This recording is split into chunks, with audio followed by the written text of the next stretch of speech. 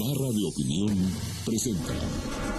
México hoy en día, aquel trabajador, aquel empleado que gana más de 37,000 pesos, paga la misma tasa que el hombre más rico de México. El PRI quiere ganar porque supuestamente nosotros sí sabemos gobernar. ¡Qué mentira tan grande! ¿La quiere con factura o sin factura? Así es. ¿La quiere legal o ilegal? Así es. Te dicen en el negocio formal incluso, Sí. ¿eh? Si tú eres presidente, sería un regreso a una dicta blanda efectiva, pero dicta blanda, o hay un proyecto de futuro.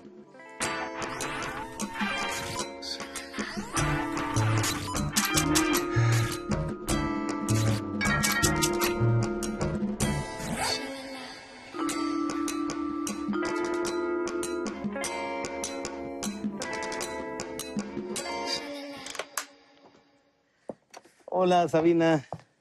¿Cómo estás, senador? Muy bien, qué gusto saludarte de Bienvenido. nuevo. Gracias. Por favor, pase.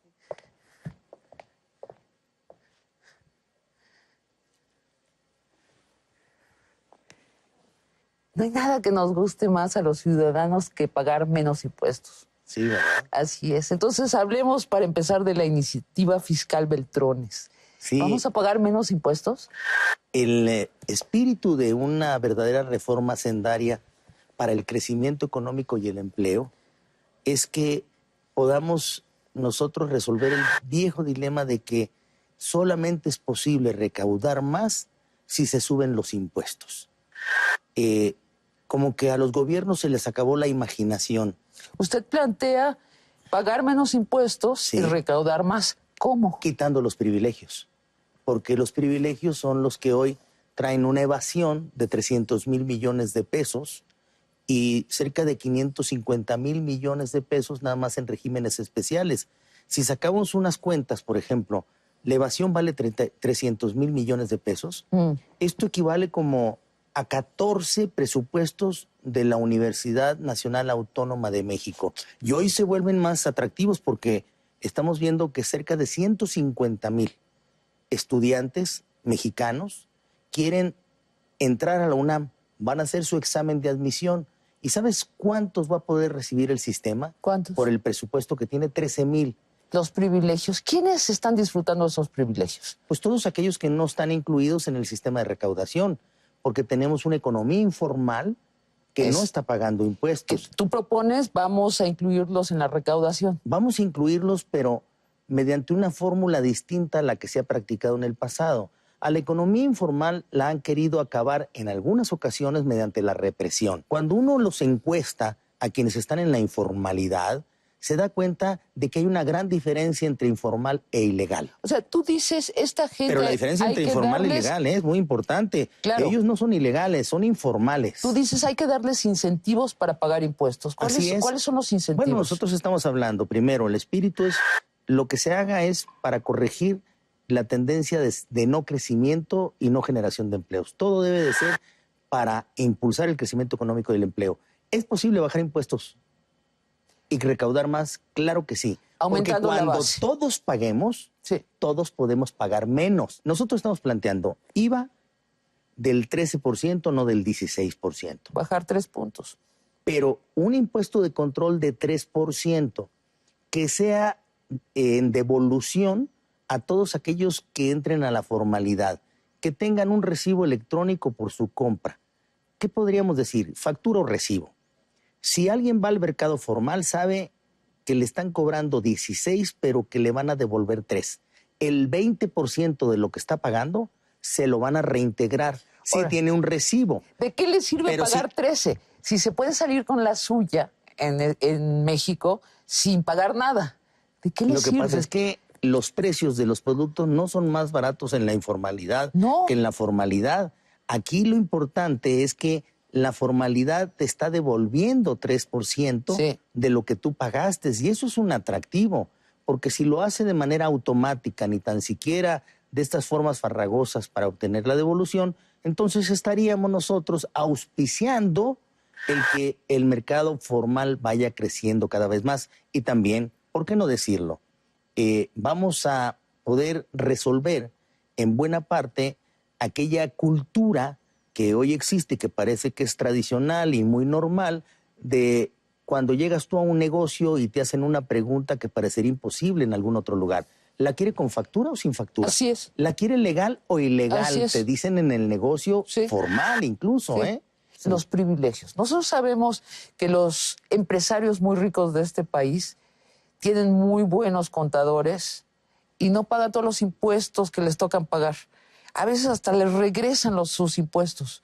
También esto te refiere, cuando dices los que no pagan impuestos, ¿te refieres a esos? Claro, a todo lo que son a veces devoluciones que no se justifican en lo que es la cadena Sí, ¿no? del gravamen. Ajá. Y adicionalmente me refiero a muchos de los que pagan igual de impuestos, inviertan o no inviertan. Ajá. Aquí el asunto es que paguen menos impuestos aquellas personas morales, los empresarios, las empresas, que reinviertan sus ganancias. Por eso estamos bajando o proponiendo que se baje el impuesto sobre la renta del 30 al 25. Pero a todos aquellos que piensen retirar sus ganancias por encima de 500,000 pesos, entonces la tasa de cobro del impuesto sobre la renta a las personas físicas hará una alzada al 35%. Entonces es Aquí es incentivar la inversión. progresivo. Paga menos el que más invierte.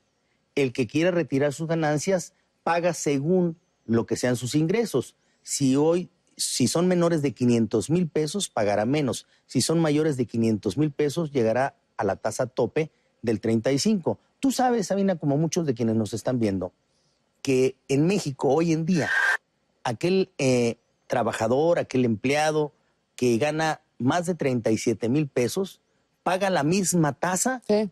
que el hombre más rico de México. Eso no es progresivo, eso es violatorio incluso de la Constitución. Lo que estamos proponiendo aquí es que ahora sí sea progresivo. Aquellos mexicanos que están en la ruta de hasta 6 salarios mínimos no pagarían impuestos sobre la renta. Eso es justicia. Y arriba de 6, entonces se empieza progresivamente a pagar hasta que se llega a 500,000 pesos mensuales, cerca de 500,000, son 470,000, y ahí empiezan a pagar la tasa máxima, 35%.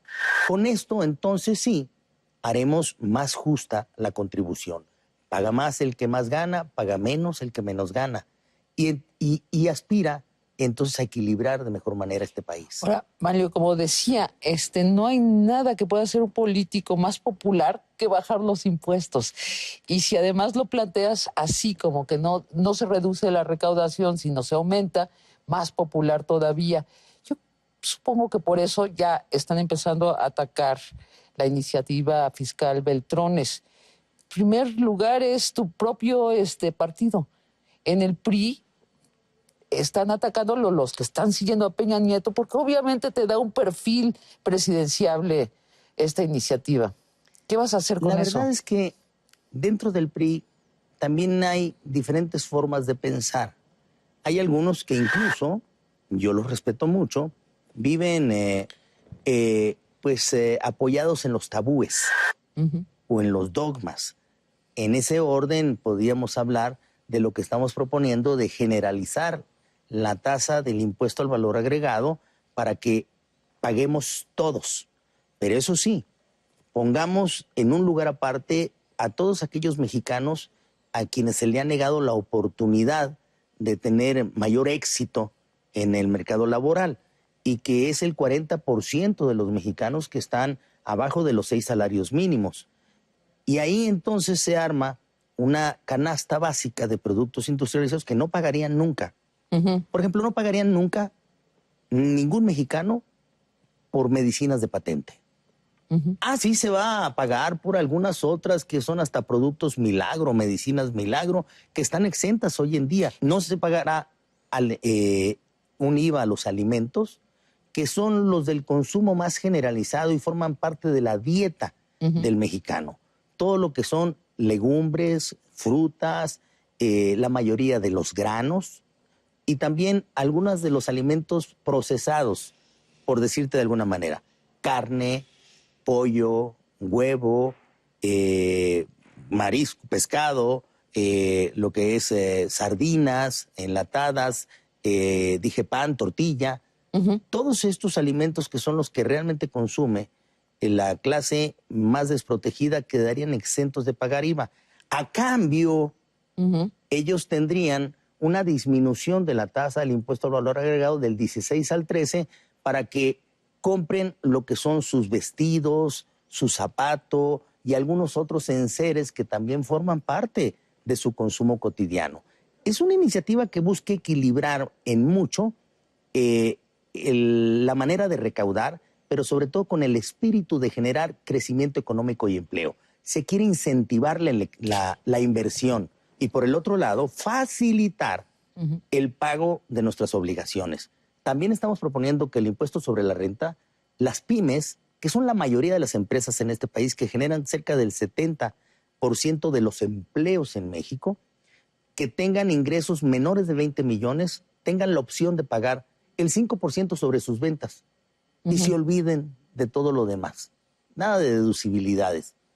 O aquellas que tienen ingresos hasta de 4 millones paguen solamente el 3% sobre sus ventas y se olviden de todo lo demás. Con esto se agiliza la posibilidad de cumplir con nuestras obligaciones. Hoy en día es doloroso pagar cualquier impuesto, pero es fatigoso el hacerlo con tantas reglas para contribuir. Muchas bases que tocar contigo. Sí. Hace un mes, en una cena donde se reunieron varios de los empresarios más ricos de este país, tú advertiste que las campañas hacia la presidencia visibles hasta ahora están yendo por el rumbo del 2006 a hacer campañas de spots. O sea, que se va a dirimir las cosas y sigue por este rumbo las campañas en anuncios de 20 segundos, en imágenes. ¿En qué contienda presidencial te gustaría a ti participar? Primero, formo parte de una corriente política dentro del PRI que admite que para poder volver a ganar las elecciones, primero les tenemos que decir a los mexicanos que aprendimos, tomamos lecciones de las elecciones pasadas en que perdimos. ¿Cuáles lecciones? Hemos hecho, pues, alejarnos mucho de lo que puedan ser las clases más populares que necesitan de nosotros ideas que verdaderamente los saquen de su frustración de no conseguir empleo, porque hemos caído en figuras electoreras de atención a la pobreza, pero con ganas de tener clientela electoral. Pero por otro lado, decía, el PRI debe de sentarse en estos meses a preguntarse a sí mismo ¿para qué quiere volver a ganar las elecciones en el 2012? Bueno, todos los partidos, ¿no? Todos los partidos deberían de hacerlo. Sí. Yo estoy pensando en el mío. Sí. Ojalá y lo hicieran todos los demás para que se convierta más fácil entonces resolver la pregunta ¿con quién quieres ganar las elecciones? Porque si lo hacemos al revés, ¿saben? Primero decidimos con quién vamos a ganar las elecciones y después para qué queremos ganar las elecciones, estaremos dando un paso equivocado y es posible que los próximos 6 años sean también de frustración por no tener rumbo en el país y no saber poner orden en México. Bueno, estás afirmando entonces que Peña Nieto no sabemos cuál es su proyecto. Pero yo estoy más que convencido que hoy su proyecto, y lo digo con toda limpieza, es terminar un buen gobierno en el Estado de México, a lo cual está dedicando la mayor parte de su tiempo, y que después, en el deseo de seguir participando, coincidirá con muchos de nosotros de que primero tenemos que definir el rumbo del país. Bueno, pero yo difiero. Yo lo escuché hablar en un discurso claramente presidenciable que haría con el país y después de 22 minutos no entendimos cuál era el rumbo.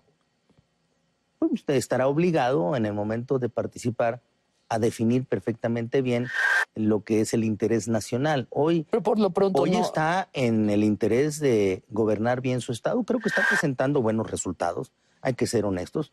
A final de cuentas, esto es lo que en buena parte lo ha consolidado como un cuadro político de privilegio dentro del PRI. Senador, se te mira como el político profesional. Pareciera que naciste político. Eso decía un exgobernador de Sonora, Faustino Félix. Dijo, a él no lo hicieron político, lo parieron político. Pareciera que naciste ya de traje, de corbata, con tu bigote. Vamos a remediar eso, ¿no? Vamos a preguntarte sobre tus pasiones, sobre tu vida romántica. Para empezar, ¿dónde naciste? Yo nací en un pequeño pueblo en Sonora que llevaba como nombre la Colonia Irrigación. Después pasó a ser Villa de Benito Juárez y hoy es el municipio de Benito Juárez en Sonora. ¿Qué tan pequeño?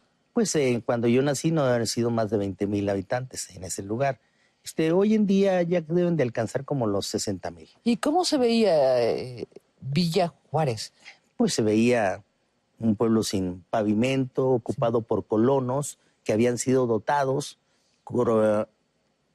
por haber participado en la construcción de una presa aguas arriba del río Yaqui, y entonces llegaron a colonizar esa parte de una extensión agrícola sumamente importante del Yaqui del Mayo. Yo ahí estuve los primeros años, pero después me fui a Ciudad Obregón. Te quiero preguntar más. A ver. De tu infancia. ¿A qué se dedicaban tus padres? Mi padre agricultor, un capitán del ejército que venía desde las épocas de Álvaro Obregón. Incluso a él le tocó estar muy joven en la batalla de Celaya. Con un apellido Díaz Brown. Sí. Díaz Brown. Venían de la zona de Tabasco, Chiapas. Como dicen hoy los habitantes de esa región, son chiapasqueños. Pero se hizo y se enroló en la bola en aquel momento, se hizo muy amigo del general Álvaro Obregón, fue a vivir a Sonora, fue jefe de las guardias rurales en Sonora, después se le dotó con algunas tierras en el Valle del Yaqui y se convirtió en un próspero agricultor. Pero eso quiere decir que te tuvo cuando él era ya muy mayor. Ya muy mayor. Muy mayor, ¿verdad? Muy mayor, y yo... ¿Qué edad tendría? Pues él debe haber tenido como unos 50 años. Ajá. 48, 50 años. No, pues es muy joven, ¿no? Sí.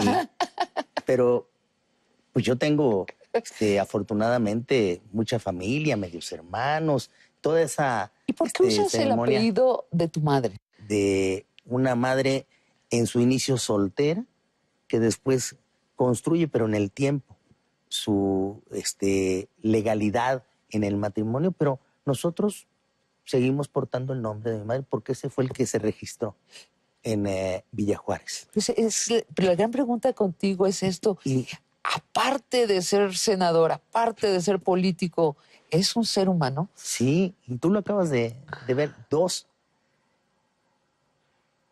Sí fue niño, y un niño sumamente feliz. 3 ocasiones, Oye, 3 estamos familias. hablando de los años de los 50. No, y además en mí no encontrarás ningún resabio de una moralidad del siglo XIX, ¿no? Y en mí menos, ¿eh? Yo soy un hombre con gran apertura, entendiendo cada uno de los momentos más felices de la construcción de una vida que se dedica a construir otras vidas felices. Así es, así es. Y después... Bueno, me voy a dar unos saltos porque es muy ambicioso seguir toda tu trayectoria en una sola plática. Estudias economía en la UNAM y a los 24 años trabajas para el subsecretario de Gobernación Gutiérrez Barrios. ¿Qué tal? A los 24 años estabas en el centro neurálgico de la gobernación de este país. Fíjate, Sabina, que cuando yo me vine a México a estudiar, a hacer un examen de admisión en la UNAM para poder cursar la carrera de economía en la vieja escuela de economía de la UNAM. Y después de estar estudiando, como a los 2 años, le digo, oiga, tengo muchas inquietudes políticas platicando con mi padre. Me decía, mira, termina tu carrera y vente acá, hombre, como economista a manejar algunos negocios. Ajá. Incluso negocios agrícolas prósperos, como si fuera a estudiar yo administración de empresas. La verdad es que estaba estudiando economía. Ajá. Y fue tal el punto que hasta la tesis se la tuve que dedicar a él para que se sintiera satisfecho. Yo lo que quería era ser política. ¿Sabías porque que querías venía ser desde política? antes haciendo política, aunque sea en una esquina pegando póster o ayudando a algún candidato en mi pueblo. ¿Y cómo es que llegas a gobernación de nuevo a los 24 años? Eras un chaval. Pues bueno, fíjate que casi o muy poca gente me había preguntado esto y lo respondo. Yo estaba estudiando, terminando economía, y hubo requerimiento en la Secretaría de Gobernación para que un grupo de muchachos con buenas calificaciones pudieran ir a hacer un trabajo, un estudio, investigación sobre las regiones del país y sus posibilidades de éxito económico. Todo esto para el que iba a ser el próximo presidente de la República, Mario Moya Palencia. Entonces me mandaron a hablar junto con otros estudiantes de economía. Nos dijeron, ustedes hagan este trabajo y después les podemos dar lo que busquen. ¿Qué quieres tú? Pues yo quiero una beca para irme a estudiar a London School of Economics. Cerrado. Y empecé a hacer ese trabajo. Cuando iba a la mitad, nos dimos cuenta que se había pronunciado el partido, pero por José López Portillo. Y entonces el trabajo que hicimos, algunos de mis amigos y yo, dijimos, esto ya fracasó. Ajá. Fue entonces cuando llegó alguien de parte del subsecretario de Gobernación, Fernando Gutiérrez Barrios, a decirme que quería platicar conmigo. Sí. Y yo llegué a platicar con él. ¿Y esa reunión te marcó la vida? Es que me dijo él, oiga, licenciado, ¿y usted qué está haciendo? Yo le platiqué ya lo que estábamos haciendo y lo que habíamos dejado de hacer porque pues ya no había sido el candidato el licenciado Mario Moya Palencia. Y él me respondió de manera muy serena, no, licenciado, usted no lo engañaron. Usted está trabajando para el próximo presidente de este país. ¿Qué es? El candidato que salió del PRI, José López Portillo. Ajá. Entonces, desde estas oficinas en Gobernación se trabaja para que la sucesión sea correcta y sea estable. O sea, no Siga importa. usted trabajando, Sí, claro. no tenga duda. Ese trabajo Va a va a ser estar útil. en manos del candidato a la presidencia Aquí de la en México, República. que eran vasos comunicantes, Gobernación, el PRI, Estamos la hablando de presidencia. 1975, ¿eh? 1975. A Por ver, eso- estuvo aquí el licenciado Bartlett y nos contó del expediente que llegaba cada mañana a Gobernación. Dice que el expediente es un eufemismo, era un librote donde aparecía todo lo que estaba sucediendo en el país y todo lo que estaba fraguándose, todo lo que iba a suceder. Yo creo que sería muy ambicioso pensar que en ese documento que yo conocí también a muy temprana edad, Así es. venía todo lo que estaba pasando y todo lo que se estaba fraguando. La verdad es que venía lo más importante y unos preventivos de dónde se debería poner atención. Pero era un mapa de la República Claro. fantástico, No ¿no? había internet, obviamente no existían las computadoras, se mantenían a través de faxes o telefax para poder obtener la información de la República O sea, Mexicana. No pudiste haber tenido una escuela en política mejor. No, esta fue una escuela de privilegio. Ahorita estoy acordándome, de que tampoco lo he manifestado. Si bien es cierto, a mí me marcó y mucho lo que pudieron ser las mujeres en mi vida, mi abuela, mi madre, mi esposa, mi hija y ahora mi nieta. He estado con una bendición de estar rodeado de mujeres. No menos cierto es que también mi formación viene de dos estructuras o de dos personas que tuvieron estructura militar. Mi padre, capitán del ejército, y mi jefe, Gutiérrez Fernando Barrios. Gutiérrez Barrios, capitán del ejército. ¿Cuándo te dejaste Uno el del bigote? colegio militar y otro no. Me lo dejé ahí en la secretaría particular. Después de que parecía yo un hombre muy joven para estar ocupando esos puestos y tenía que refugiarme en el mismo. Y después se volvió pues un elemento que me ha acompañado hasta hoy, aun cuando tengo por ahí la amenaza de mi esposa de querérmelo cortar. Hablemos de Gutiérrez Barrios, un personaje muy importante en tu formación y en la política mexicana. Elena Garro lo llama el policía de los guantes de seda. Y dice, Elena Garro, nuestra gran escritora mexicana, dice, tenía la capacidad de reprimir con guantes de seda y de perdonar con guantes de seda. Ese es el mito. A ver, te voy a responder con dos enseñanzas que también me marcaron. Cuando yo le dije a mi padre que me iba a dedicar a la política, él, un viejo obregonista, me dijo, oye, hijo, piénsala bien, porque la política es ingrata. Yo vi cómo terminaron muchos de ellos. Cuando le reiteré mi deseo de seguir en la política, me dijo, entonces déjame darte otro consejo. Nunca te canses de ayudar. Y cuando empieces a sentir el primer síntoma de cansancio, es el momento de retirarte. Vas a estar en algunas ocasiones en el lugar en donde se da. Sí. No te quejes. Si quieres pedir, ponte del otro lado. Ya hablaremos de los momentos en que no se dio. En 1988, tu jefe, Gutiérrez Barrio, es nombrado secretario de Gobernación por Salinas de Gortari. Sí. Dice Beatriz Paredes que tú fuiste su discípulo predilecto. Bueno, entonces dije ya la enseñanza de mi padre y ahora de mi jefe político, don Fernando. Oiga, licenciado, en este país todo se sabe. Es cuestión de saber leer cada uno de los medios de comunicación o de los informes que llegan. Y aquí es prevenir nos hace menos lamentar muchas de las cosas que están sucediendo. Uh-huh. Era un hombre que se dedicaba con enorme voluntad política a cultivarse día con día y adicionalmente a hacer análisis que previeran el conflicto, no para solucionarlo. Pero un hombre curioso, o sea, es el protector de Fidel Castro, fue el protector de los castristas en México que se venían a resarcir para regresar a hacer la revolución. Y por otra parte, Rosario Ibarra de Piedra sostiene que fue el torturador de los estudiantes en el campo militar número 1 en 1968, que él estaba allí presente. También era el que negociaba con ellos, pero bueno, lo describe como una figura de los sótanos de la política mexicana. Estamos hablando de un México de la Guerra Fría. Así es. En donde México era un lugar predilecto para todas las agencias de inteligencia en el mundo.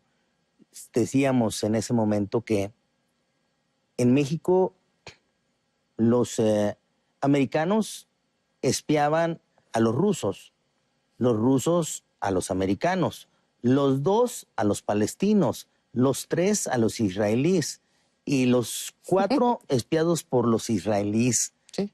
En común, porque no hay mejor servicio de inteligencia que el de la sobrevivencia. Por eso habrá que entender la inteligencia cubana, que es de sobrevivencia también ante tantos ataques como la israelí. O sea, Gutiérrez Barrios era el hombre de la inteligencia mexicana. Sí, en esa cómo época. no. Y era entonces, quien procesaba y Ajá. analizaba toda la inteligencia que venía a México para poder prever el conflicto. Era un hombre de trato sumamente suave, pero muy firme en sus decisiones. Elena Garro lo describe así y lo describe como su protector, Así es. pero también como el hombre que siempre sabía mucho más de lo que decía. Ella decía, me estaban persiguiendo, yo no sabía si él era parte de la persecución o no. En todo caso, fue su protector a nivel de resultados. Pero un hombre complejo, pues, Bueno, para aquellas épocas, imagínate, ¿no? Era lo que sucedía. Por cierto, él siempre invitaba a la reflexión de la siguiente manera. Nuestra relación a lo mejor va a suceder en momentos en los cuales yo no le pueda decir a usted todo lo que sé, pero mentiras nunca le voy a decir.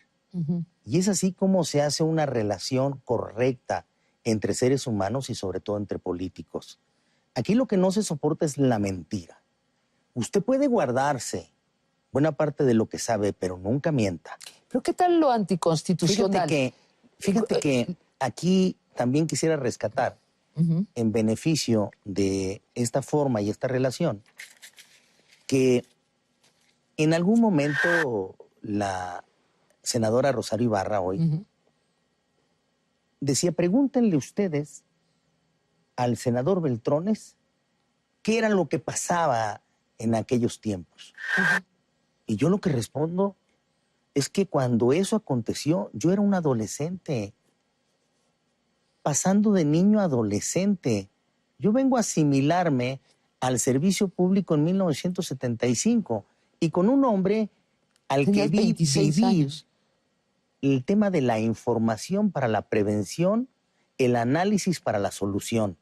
Y aprendí a hacer análisis y sobre todo corridas inteligentes de lo que pueden ser los escenarios. Eso me ayudó mucho en la vida. Esa era la formación Y tienes una de crítica. Fernando Gutiérrez Barrios. Y tienes una crítica a ese gobierno donde sí se negociaba incluso lo que está fuera de la ley. Pues no tendría por qué aceptar una negociación fuera de la ley, Ajá. sino una negociación que se forzase a términos legales, porque todo lo que gira alrededor de lo ilegal es insostenible y en el tiempo cae. Vemos hoy en día todavía esas discusiones, algunas de ellas que nos llevan al uso de cierta fuerza pública que no tiene las características que señala la Constitución. Vamos a llegar ahí. Antes te quiero preguntar de tu matrimonio. ¿Hace cuánto tiempo te casaste? Creo que hace como 33 años. ¿Crees?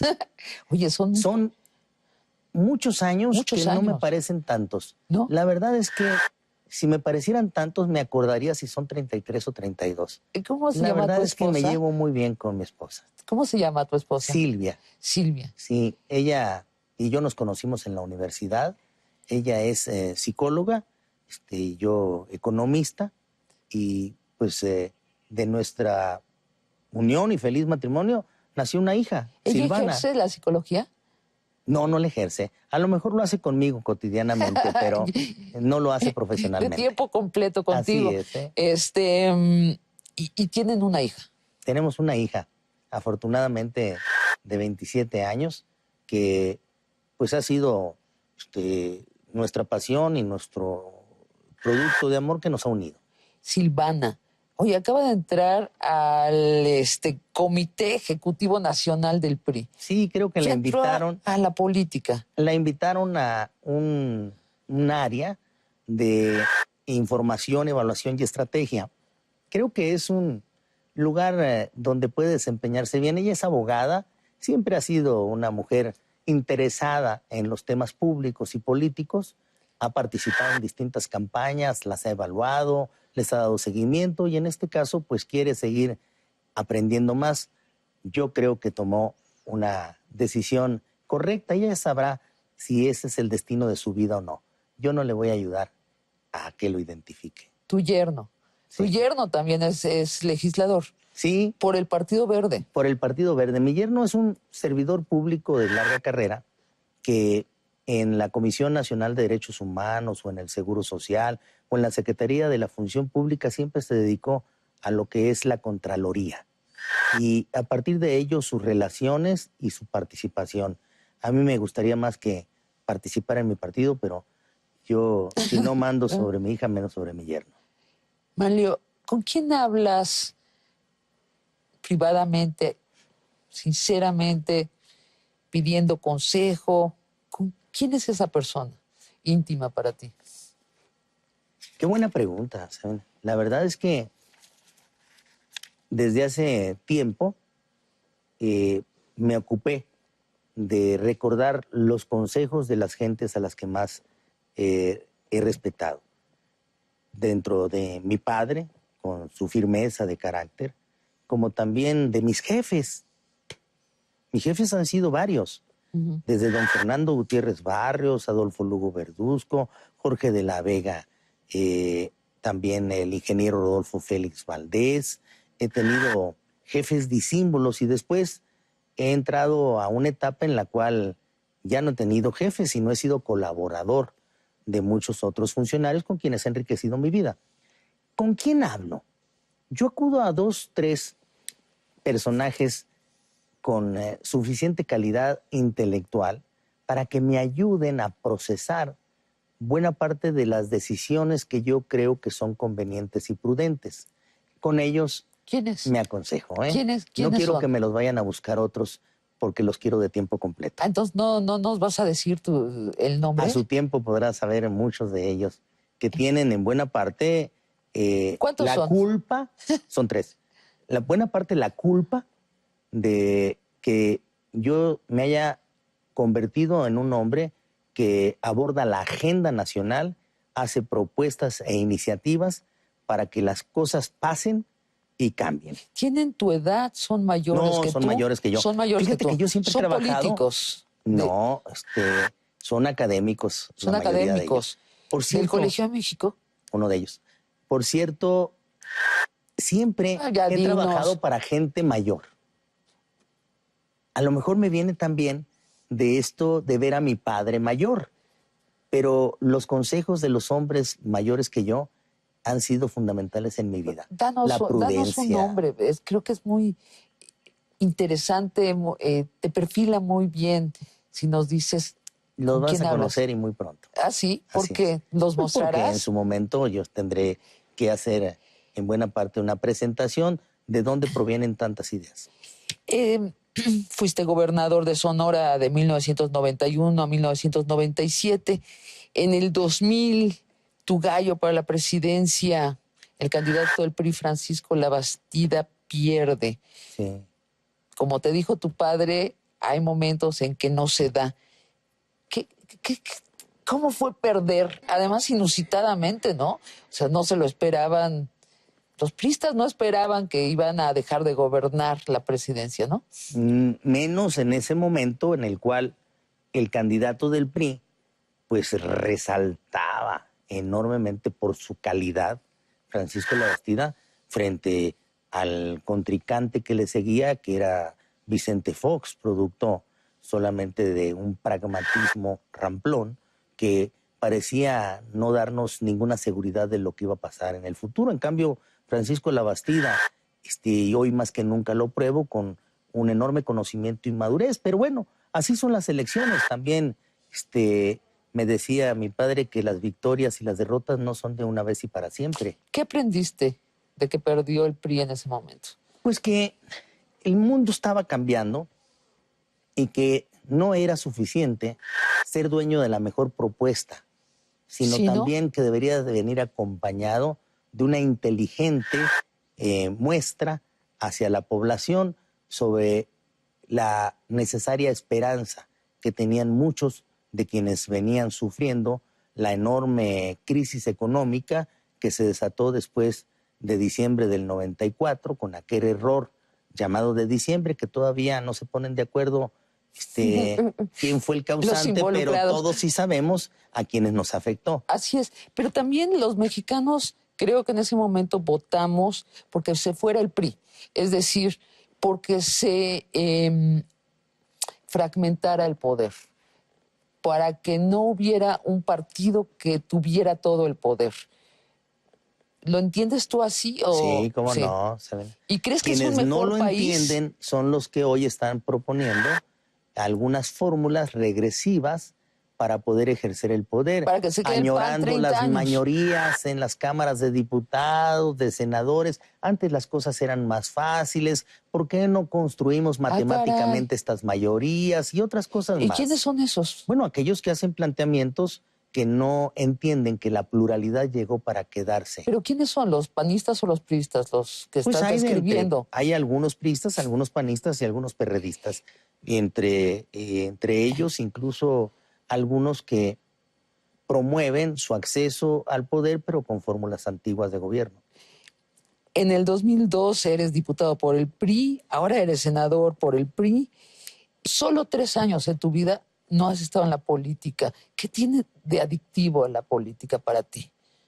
Para mí, la política es una gran oportunidad que se le presenta solamente a ciertos hombres y mujeres que tienen ganas de hacer que las cosas pasen. Es el lugar específico para lograr los cambios. Yo no entiendo a aquellos que quieren estar fuera para hacerlos. Voy a poner un ejemplo. Sí. Lo he discutido y mucho, platicado más que discutido, con mi amigo Jorge Castañeda. Le digo, ¿cómo es posible, Jorge, que tú siendo secretario de Relaciones Exteriores renuncies a esa secretaría para intentar cambiar las cosas? Las cosas se cambian desde adentro, no se cambian desde afuera. Desde afuera vienen los apoyos para cambiar las cosas desde adentro.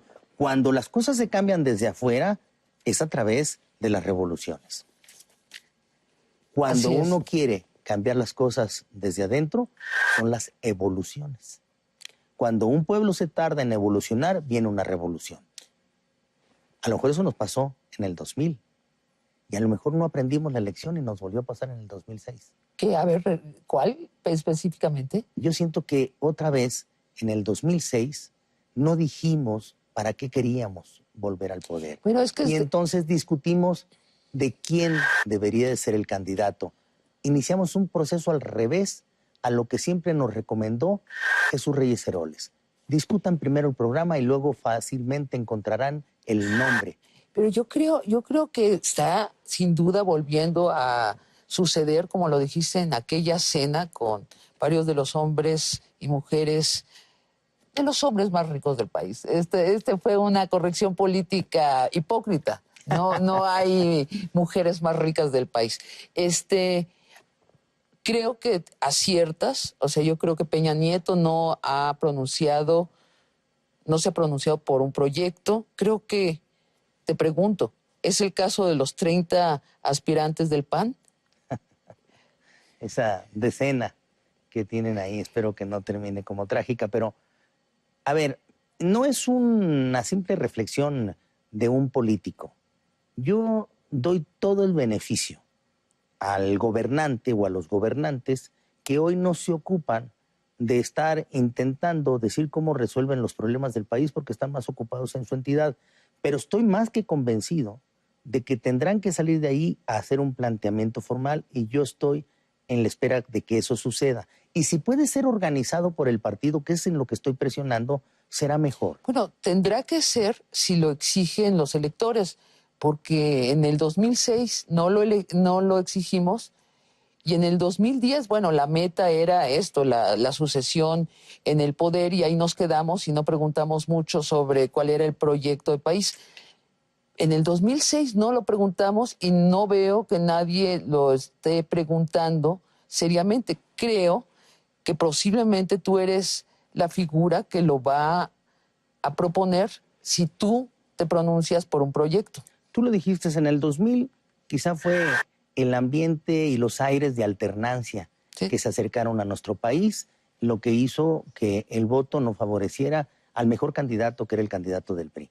En el 2006, la confusión entre nosotros de para qué queríamos regresar al poder hizo que se redujera la lucha a un simple propósito del poder por el poder mismo. En el 2012 tenemos que evitar eso y encontrar una ruta que corrija el diálogo y la discusión interna. ¿Para qué queremos volver a ganar las elecciones presidenciales? ¿Para qué te gustaría ser presidente a ti? ¿Qué Bueno, México, yo pienso... te lo pregunto, ¿qué México podrías crear desde la presidencia? Yo creo que México, y es lo que he escrito y lo mantengo y lo sostengo, necesita vivir una serie de cambios que lo pongan al día. Ojo, los políticos y los analistas dicen que en México hay que propiciar los cambios y ignoran que México ya cambió. México es distinto, México es plural. Ya nadie podrá tener una mayoría superior al 50% más uno. Necesitamos volver los ojos hacia un régimen en el cual la colaboración, la participación y la corresponsabilidad se hagan efectivas en sistema político. No es cuestión del voluntarismo. Miren, si yo soy presidente, dice fulano de tal, que lo busca desde hace tiempo, todas las cosas van a cambiar automáticamente en el momento que a mí me elijan. Eso es una mentira. A ese le podemos no creer de inmediato. Pero, ¿qué se puede hacer desde la presidencia? ¿Qué podrías tú...? Modernizar el Ejecutivo. Okay. Hay que modernizar el Ejecutivo. Los nombramientos del presidente en turno ya no deben de ser plenipotenciarios como si fuera un cheque en blanco, o sea, que le hubieran entregado. ¿A ti te gustaría que tus secretarios de Estado te los tuvieran que palomear en el Congreso? Seguro. ¿Te gustaría? Porque con eso se garantiza una interlocución correcta entre dos poderes. Y un consenso. En el cual ya todos están de acuerdo. Voy a ponerlo como ejemplo. Sí. No nada más ganas en calidad, porque tendrías que hacer propuestas mucho más inteligentes, sino ganas en relación con el otro poder y te acercas a los acuerdos que necesita este país. Yo creo que el Poder Legislativo debe de tener un sistema de premios y castigos y para eso debe de irse a la reelección. Aquel que verdaderamente cumpla con el propósito de haber sido electo en el pasado podría llegar a ser reelecto y el que no, que se vaya. Yo creo que los ciudadanos necesitan también una posibilidad de ser considerados como parte del Estado mexicano. Hoy los ciudadanos creen que el Estado son los gobiernos en sus diferentes capas y los partidos políticos. Nada más cerrado.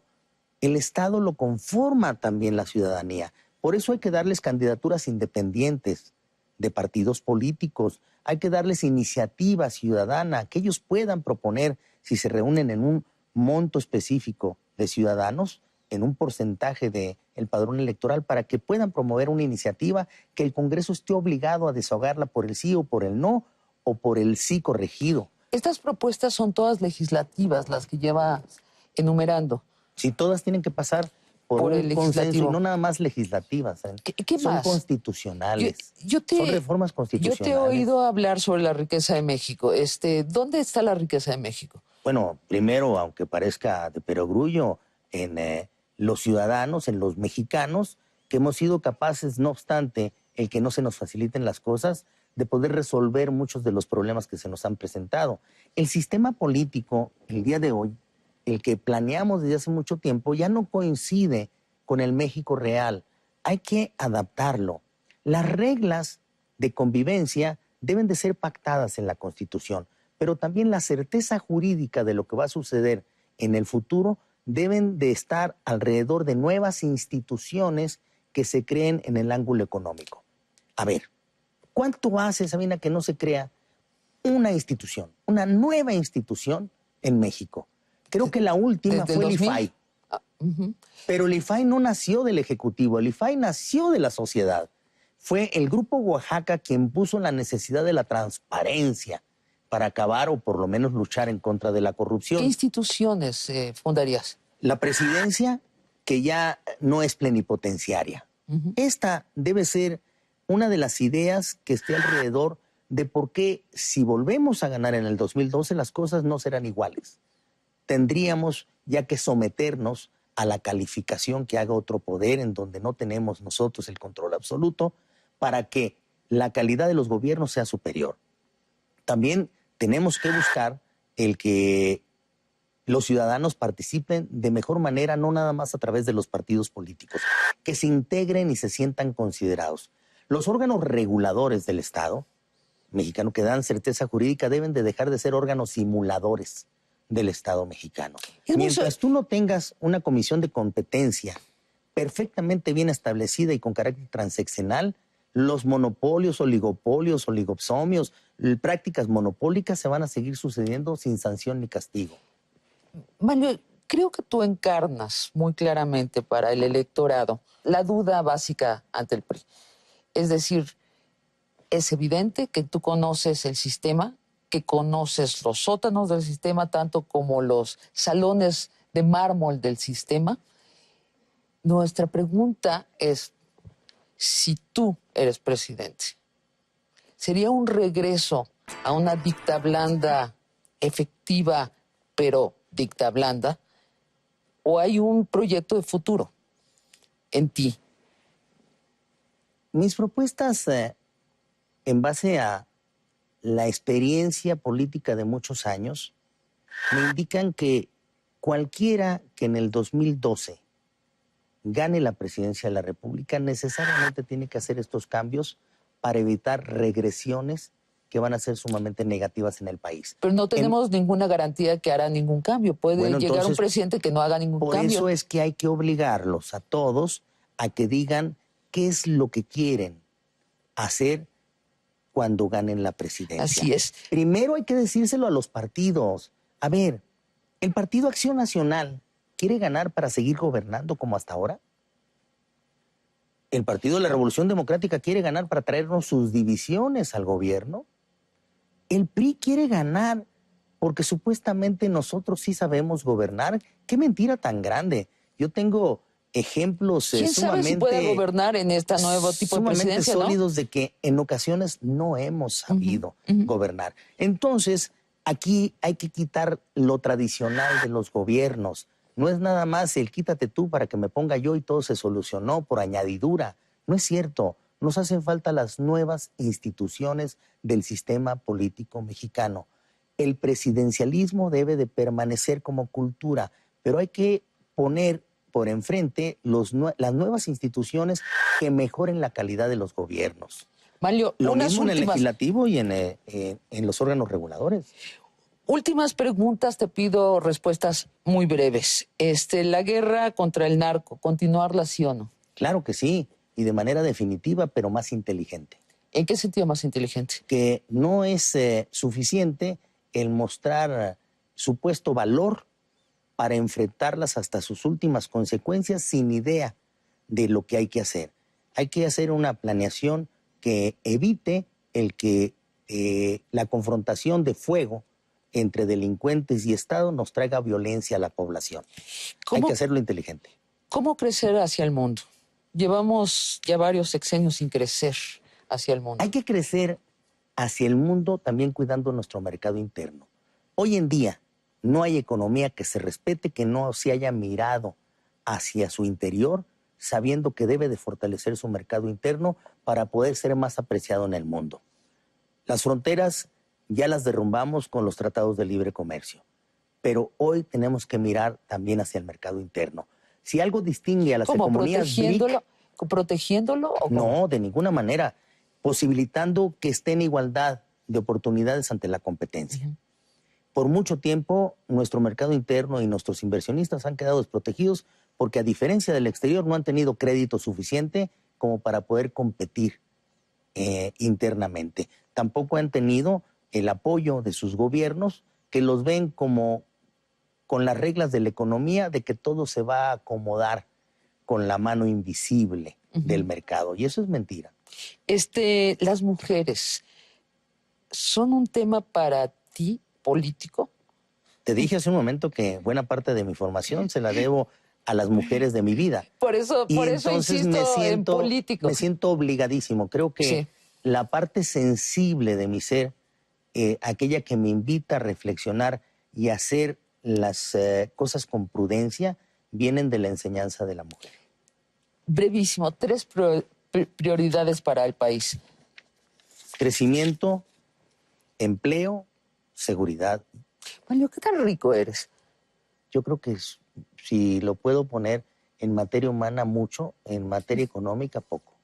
Pero ¿Poco? Suficiente como para poderte decir que no estoy en condiciones de poder estar aspirando a seguir participando por algún deseo de obtener algún privilegio económico. A ver, sí, vendí aguas frescas de pequeño, afuera de la casa de mi abuela. Fui pagador en los campos de mis tíos y de mi padre de algodón. Tuve una lavandería, una tintorería aquí en México para mantenerme posteriormente. Tuve otro negocio de venta de trajes, hacíamos trajes. Mientras yo combinaba mi ejercicio con la actividad política. ¿Y ahora tienes negocios?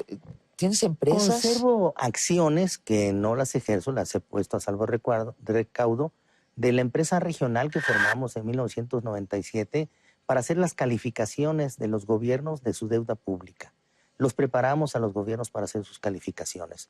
También conservo un ejercicio quizá mínimo pero fundamental en algún otro negocio que es de acuacultura. Acuacultura. ¿Cómo se llama tu empresa? Se llama Ocean. ¿Ocean? Ocean Sun. Ajá. Pero lo conservo, ya no simpatizo mucho con el tema y he empezado desde hace 4 años, 3 años y medio, a ponerlas en manos de algunos familiares míos, sobre todo sobrinos.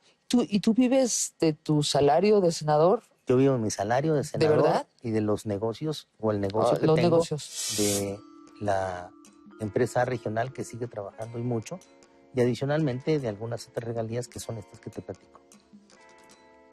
Pero y si puedo hacer otras, voy a hacerlas siempre pensando en negocios nuevos. Muchas gracias por esta charla, Manlio. Gracias a ti. Barra de Opinión presentó. Si para una persona con experiencia laboral es difícil conseguir empleo, más complicado es para los estudiantes o recién egresados de las universidades La falta de experiencia en su área de estudio y la poca o en ocasiones nula remuneración son algunas de las causas más comunes del desempleo entre los jóvenes. Solamente 1 de cada 5 personas de 15 a 24 años tiene el estudio como única actividad. Más de 4 de cada 10 solo trabajan, 1 de cada 10 se dedican a los quehaceres del hogar y 1 de cada 7 no realiza actividad alguna. El programa El Primer Empleo, que tendrá como beneficiarios potenciales a jóvenes egresados informales y empleados temporales, es parte de la estrategia integral del gobierno del presidente Calderón para fomentar la creación de empleos permanentes. Esto, según el organismo, permitiría formalizar los empleos, expandir la cobertura de la seguridad social, así como facilitar el acceso al mercado laboral a jóvenes y mujeres. El programa es insuficiente para satisfacer la demanda laboral del país y no resuelve el problema del empleo, aunque es un paso para incrementar el número de trabajadores formales y jóvenes.